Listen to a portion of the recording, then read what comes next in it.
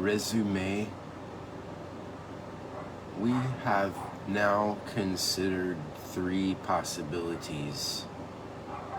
First, that form and function in architecture may be treated quite separately. Second, that form must follow function. And third, that architectural form can reconceive the functional.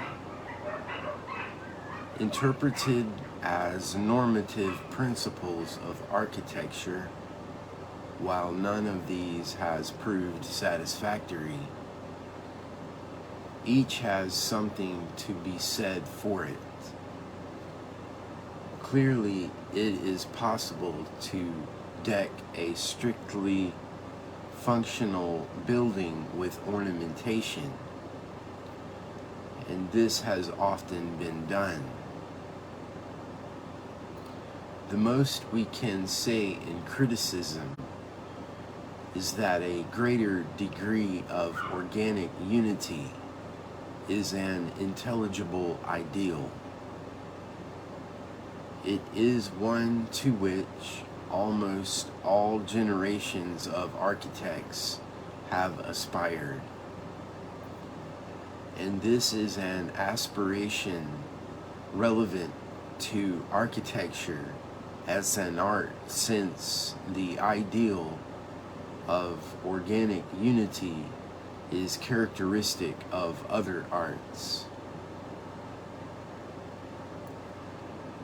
The attempt to seek this unity by making form follow function is not flawed because it results in plain or ugly buildings. On the contrary, as a matter of architectural history, the high priest of functional architecture, A.W.N. Pugin, was responsible for many beautiful buildings. The flaw lies in the fact that it is logically impossible to determine every formal feature of a building by appeal to function alone. If modernist architecture is any guide, to seek organic unity the other way round, starting with form and exploring function by means of it, does lead to unattractive and undesirable buildings. But this is not the major flaw in such a search. Once more, there is a logical gap that cannot be bridged. The functions of a building must serve, if it is to be satisfactory, are in large part given by independent needs and requirements, and no amount of architectural imagination can transform these functions further than the objective needs upon which they are based will allow.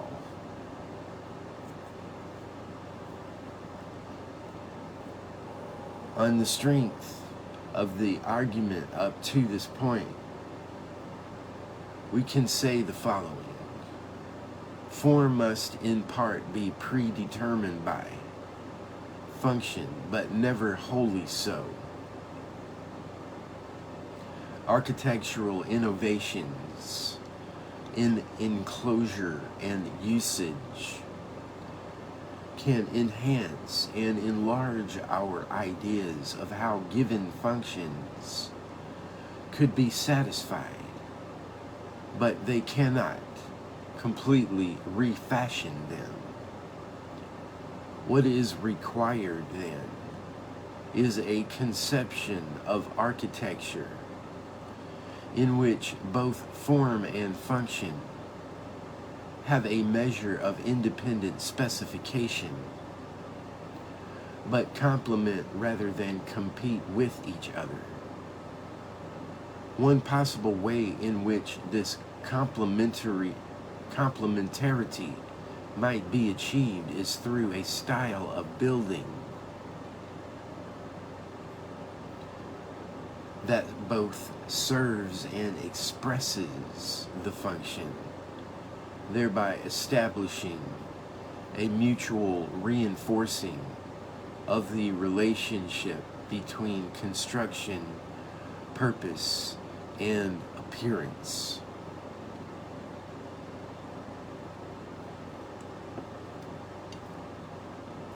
Architectural expression.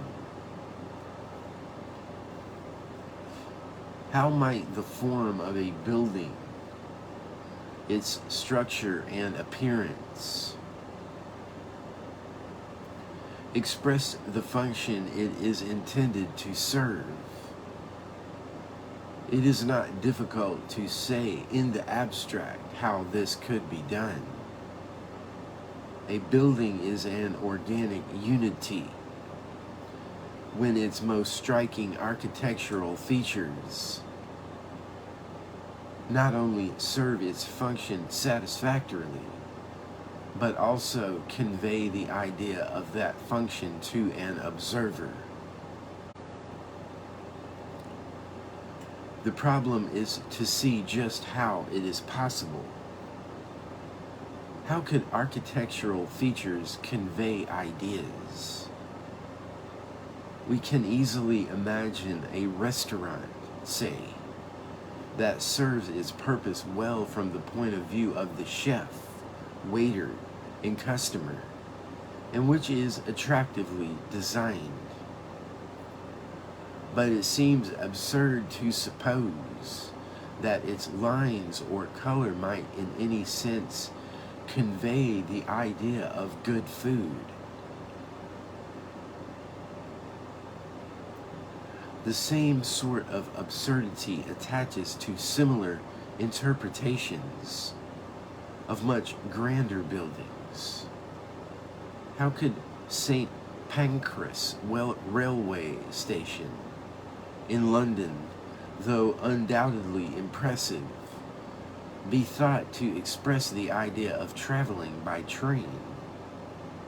Besides, there is a further question about what exactly the idea to be conveyed is. Should it be cooking or serving or eating good food? Should St. Pancras say traveling by train to the spectator, or just traveling? Or even more abstractly, movement? It is not so much that we find it difficult to answer these questions, but that they seem inappropriate questions to raise.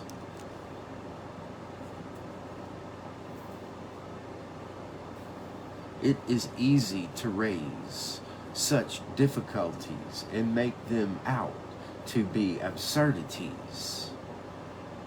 Yet we can overlook real possibilities. It is not absurd to think that a building might express some ideas, grandeur or elegance, for instance. And it is not too difficult to connect these with the function of a building might have. For instance, the Marble Hall in Holkham Hall, Norfolk, England, is rightly described as both elegant and grand.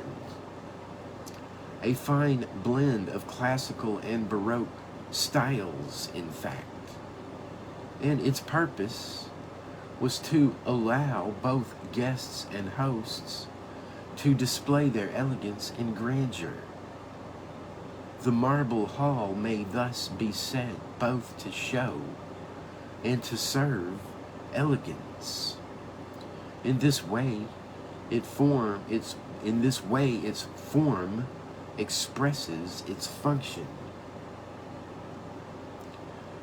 But yet, more plausible as examples are buildings which express ideas closely associated with the function they are intended to serve are the medieval churches of Western Europe.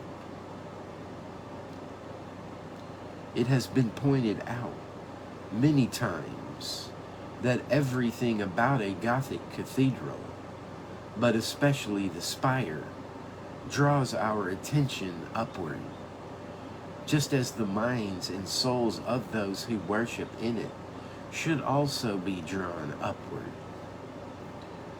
The gigantic nave of the cathedral at Reims must fill those who stand in it with a sense of how small and fragile they themselves are. The important point is that this is an attitude singularly appropriate for those entering the presence of God. Similar remarks can be made about church architecture of other periods. It has been observed, for instance, that the colonnades which Bernini built around the piazza at St. Peter's in Rome, providing welcome shade in the midday sun, suggest the embracing protective arms of Mother Church, wrapped around the faithful in the piazza, and draw the eye to the steps or to the window and balcony in the Vatican Palace, from which the Pope gives his blessing. Whether this is the correct interpretation of this building is not the crucial point here.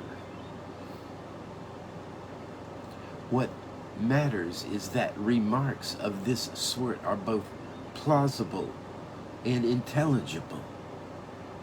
This is enough to show that architecture can unify form and function in just this way. The form can express as well as serve as the function.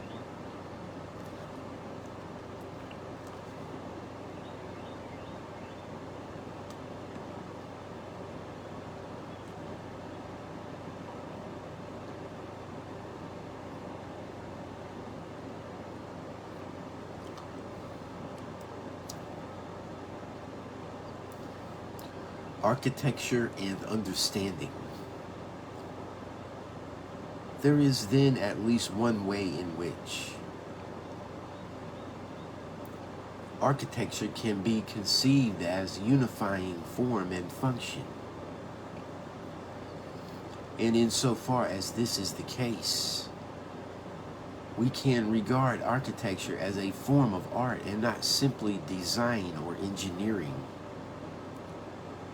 But given the general conclusions of Chapter 4, this question remains. If art at its best is a source of human understanding, can architecture be art at its best? In other words, is there any sense in which architecture can contribute to understanding? What the argument of this chapter has shown against both functionalists and formalists is, first, that there is an architectural version of organic unity as an artistic ideal, and second, that some of the greatest works of Western architecture can be interpreted as realizing this ideal. The ideal is architecture in which the form of the building conveys the idea of its function. This is not always the case, even for some very fine buildings. But when it is there, is this further question: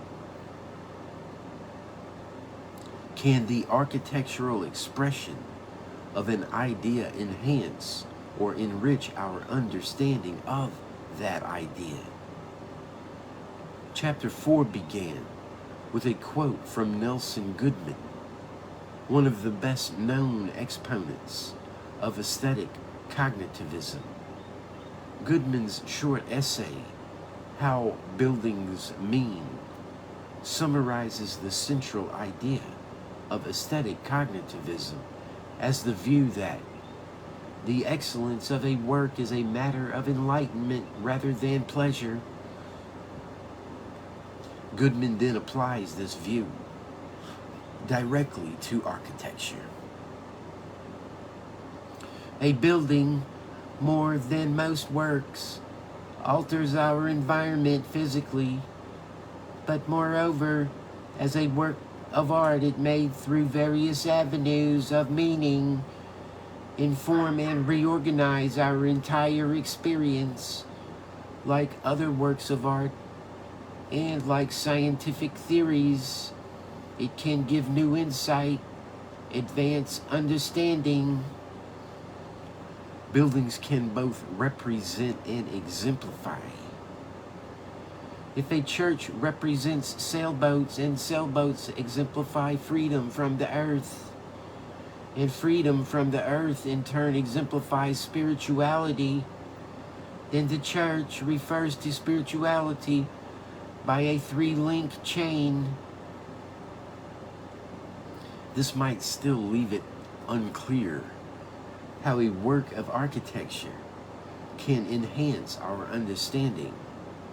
One suggestion would be that the character of the building prompts us to think in new or different ways. Roger Scruton discusses the cathedral at Amiens in something like these terms. Looking at its west front, he says, "We are compelled to believe that what we see is a mass of masonry, and therefore to see that it is so. But we are not compelled to attend to the building in such a way that the thought of the celestial city seems an apt or appropriate expression of our experience. It is an activity of ours to attend to the cathedral in this way." The contrast here between being compelled to see the cathedral as a mass of masonry, but being able to see it as a representation of the heavenly city, draws attention to the fact that looking at a building as architecture is not a matter of passive sense perception, but of active imagination. Like any exercise of the imagination, it has to be free. But for this very reason, it results in new experiences, and thereby an enhanced understanding. The cathedral at Amiens has immense solidity. The very form this solid mass of stone has been given invites us to think of a spiritual substance, and hence of a heavenly rather than earthly dwelling place. As with Nutgen's explanation of Bernini's colonnades, the crucial point is not the accuracy of Scruton's interpretation, but its intelligibility. It is not fanciful to speak of great architecture in this way, which shows that architecture can have the sort of meaning and significance we have found in the other arts.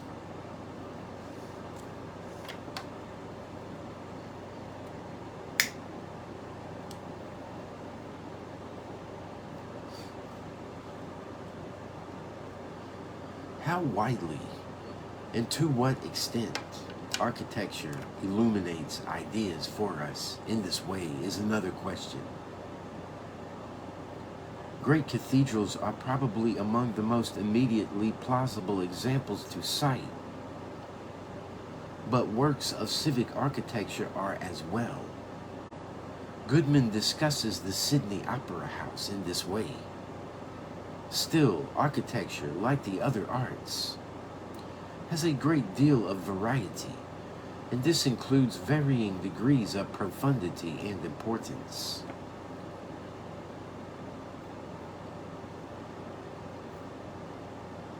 In the case of many buildings, perhaps the vast majority, it would be absurd to attribute to them an ability to enhance our understanding of human purposes and the human condition. The conception of architecture we have been concerned with here is an ideal. The fact that it is only occasionally and most imperfectly realized should not lead us to decry the more obvious values of beauty and utility which many buildings possess. Just as in other arts, there is a scale of values, and those at the lower end are not any the less values. Summary: unlike the other art forms, architecture seems to have a special feature relevant to its value. It is useful. Its usefulness explains its value. However, only if we focus on the function of buildings to the exclusion of their form. Yet, it is the form of the building in which the art of architecture is usually supposed to lie. Architecture plainly must have both form and function. The central problem in the philosophy of architecture is to explain the relation between them that allows us to classify architecture as an art. For the last 100 years or so, architectural theory has seen a sustained rivalry between functionalism and formalism. The first believes that the form a building should be determined by the function it is meant to serve, while the second thinks that functions should be reconceived through the architect's exploration of form and space.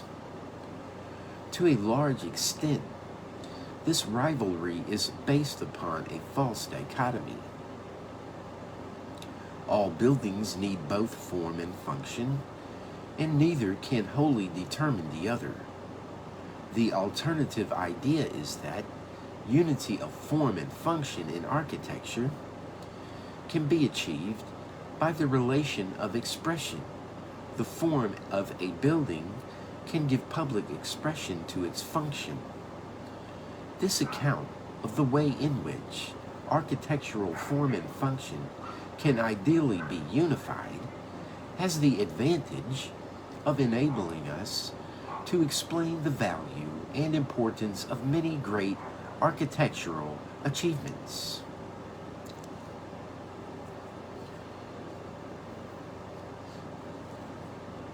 Does this explanation of the value of architecture connect in any way with a cognitivist aesthetic? It is plausible to interpret some of the very finest buildings as being vehicles for the exploration and elaboration of certain human ideals. The spiritual aspiration characteristic of religion is an obvious example of an ideal embodied in some of the finest buildings of Western Europe, the great cathedrals. But other fine buildings suggest that the ideas of social elegance and royal grandeur, civic pride, and political stability can also be given architectural embodiment. The power of a building to convey an idea may be relatively rare, but its possibility shows that while the value of architecture extends over a range, usefulness, durability, attractiveness, and so on, cognitive value enables us to explain some of its finest accomplishments.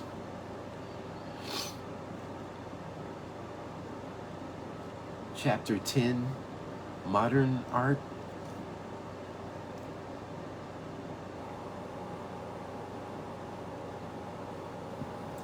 The break with tradition.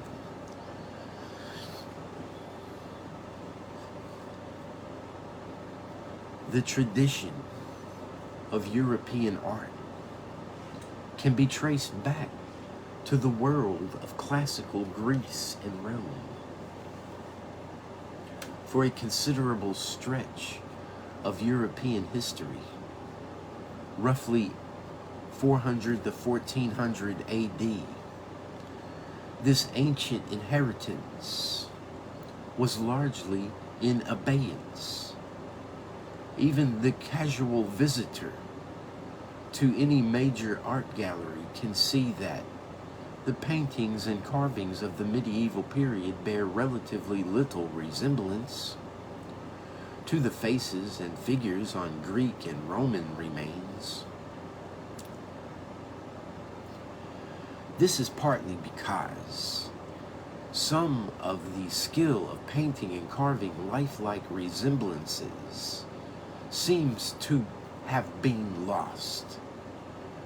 Medieval saints, often surrounded by birds and fishes, or armies of knights on horseback, look much less like real people and animals than do the marble busts and bas-reliefs that can still be seen in the ruins of ancient Athens.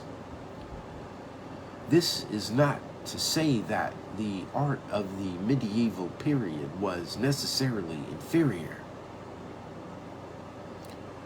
Paintings of the period are noted for the vibrancy of their color and narrative content. In Gothic architecture, which owes almost nothing to the architecture of the classical world, is amongst the finest we possess.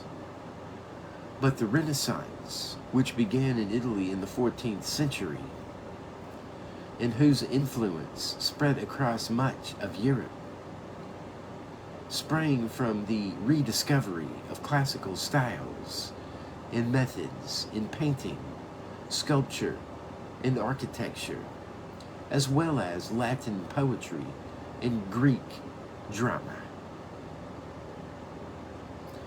Combined with the Christian influences of the medieval period, the result was an astonishing explosion of artistic creativity, whose magnificent results are still to be seen and treasured.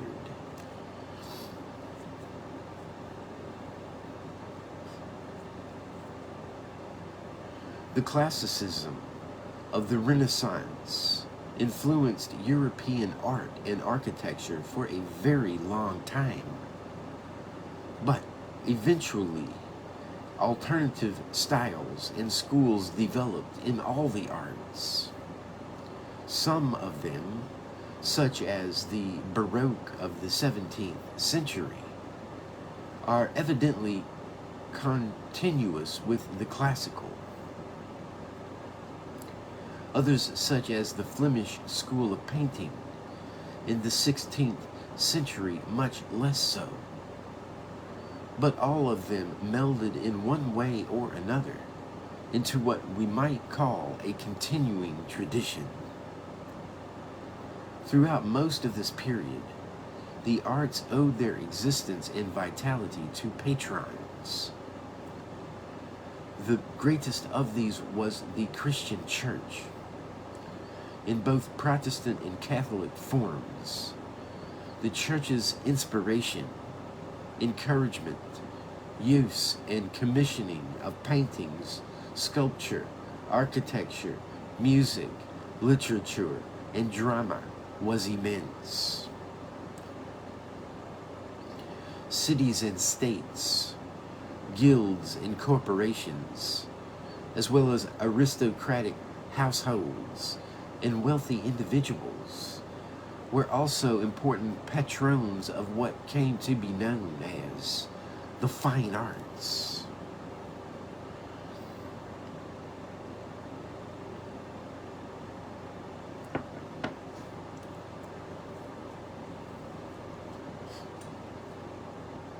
This meant that apart from the access given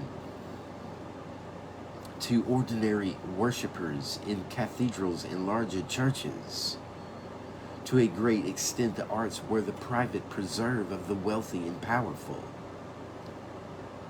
There were no art galleries, town libraries, or concert halls in use by ordinary people who would in any case have had neither the time nor the money to make use of them.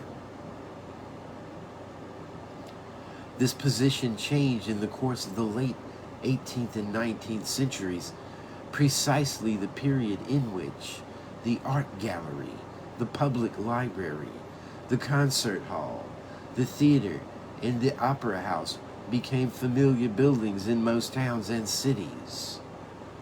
Cheaper printing, better transport, increasing prosperity, and later the development of photography all combined to make the arts popular, and interest in them became widespread to an extent that was previously unknown.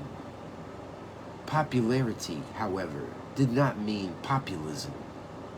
Print runs, attendance figures, and commissions show that the concert hall, the opera house, and so on could command similar levels of popular enthusiasm to music halls, public parks, and pleasure gardens, which also made their appearance at this time. But the works that commanded this enthusiasm came from some of the greatest creative artists of all time: Beethoven and Mozart, Dickens and Tolstoy, Ibsen and Chekhov, Constable and Renoir, Gaudi and John Nash, who built much of Regency London. These are just a few names from a very long list of people working in all the arts with exceptional genius.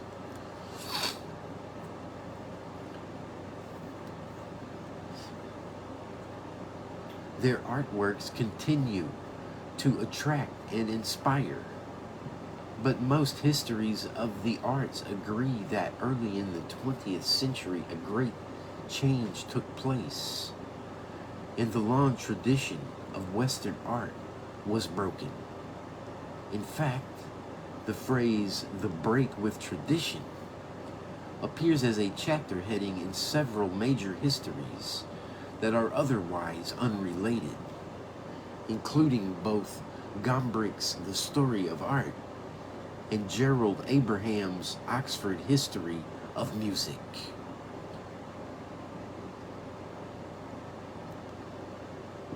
It is this break with tradition that gave rise to the modern in music, literature, theater, architecture, and the visual arts. In all these genres, we can identify works that at the time of their creation seemed so radically different from what went before as to be unintelligible to their public.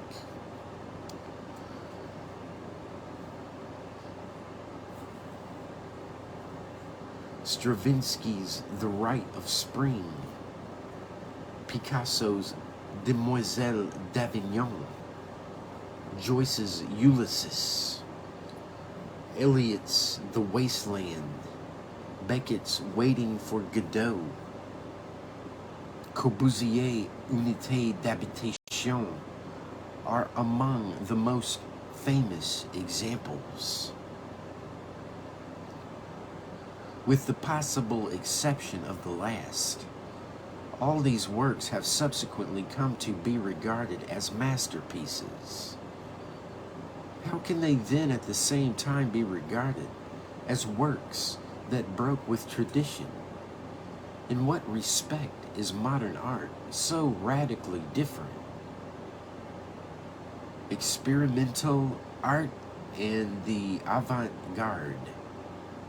There are two obvious features of works such as Stravinsky's The Rite of Spring, Picasso's Demoiselle d'Avignon, and James Joyce's Ulysses. First, they were intentionally novel. Their creators were trying out new ways of composing and writing. They consciously moved away from established methods and styles. Stravinsky abandoned familiar styles of melody and harmony, which made music dissonant and totally unpredictable to the listener. The opening theme being a loud, pulsating, dissonant chord with jarring, irregular accents. The figures in Picasso's painting are grossly distorted and have no trace of what is usually taken to be visual beauty. Joyce used stream of consciousness writing instead of the narrative form, so characteristic of Dickens or Trollope, ending Ulysses, famously with Molly Bloom's 64-page monologue. Second, all these works met with a very negative reaction on the part of the public, the critics, and fellow artists. Picasso's painting, declared incomprehensible by his contemporary Henri Matisse, 1869 to 1954, was not publicly exhibited until 30 years after it was painted. Copies of Joyce's novel were burned in New York, and it took 14 years to be published in England. At its first performance, the music of Stravinsky's The Rite of Spring was drowned out by the hissing and jeering of the Parisian audience and ended in a riot. Still, even taken together, these facts are not sufficient to characterize the radical break with tradition that is thought to be the distinguishing feature of modern art. That is because all of them are marks of any experimental art. That is because all of them are marks of any experimental art. And experimental art can be found in all periods. Some of Beethoven's compositions, for example, were regarded by contemporaries as wild and unintelligible. Rodolph Kreutzer, the violinist for whom he wrote his Kreutzer Sonata 1803, is said never to have played it because he could not understand it. The poetry of Gerard Manley Hopkins, 1844 to 1889, with its highly innovative use of stress, was rejected by the first anthology to which he submitted it, and was judged by his friend and fellow poet Robert Bridges, 1844 to 1930, as being too experimental to prove acceptable to the public. Both Beethoven's music and Hopkins' poetry, of course, came to be widely admired and regarded as major advances in their respective genres. However strange they seemed initially, this strangeness faded, and they were eventually absorbed into the artistic tradition. This general pattern is one we should expect. While experiment and innovation are intrinsic to creativity, conservatism is a tendency in every public, including the public of the art world. These two facts ensure that experimentalism and initial resistance to it will be found in the creative arts during all periods of their history. Consequently, even in combination, they cannot adequately characterize the degree of radicalism that is the mark of modern art. What then can? Sometimes this question has been answered by an appeal to the concept of the avant-garde. This expression is simply French for advance guard, of course, and if taken to mean no more than this, can hardly do much to explicate the radical nature of modern art.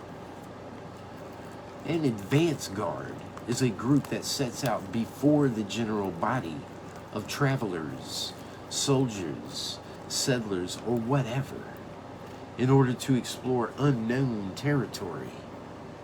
But in due course, the rest follow.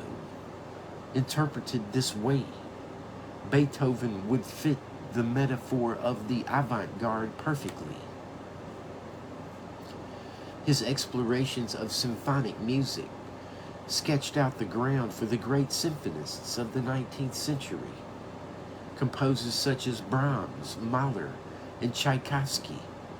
However, as it is normally used in this context, the term avant-garde means more than just exploring new ground. It carries implications of rebellion. The avant-garde does not merely set out on something new in painting, music, or literature. It rebels against and usually rejects the tradition out of which it has been born. In some of its forms, it goes further by seeking to subvert and undermine it.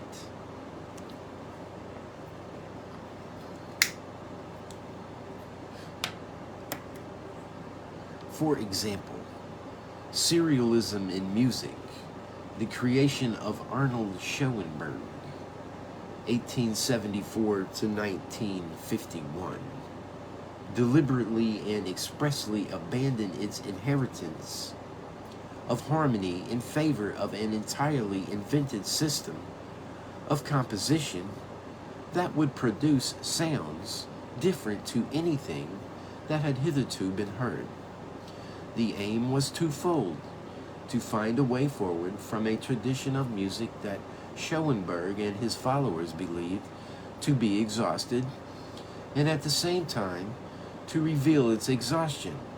So, too, Cubism in painting abandoned the great techniques of perspective, foreshortening, and modeling in an effort not only to depart completely from representational art, in a way that Impressionism had only partially done, but to reveal the essential illusion that underlies it.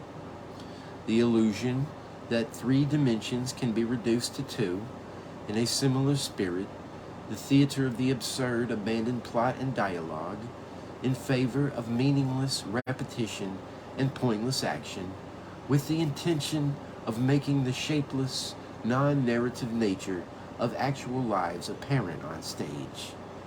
It would thereby expose, its proponents imagined, the extent to which traditional theater misleads by imposing narrative form on the necessarily formless and turning lives into life stories.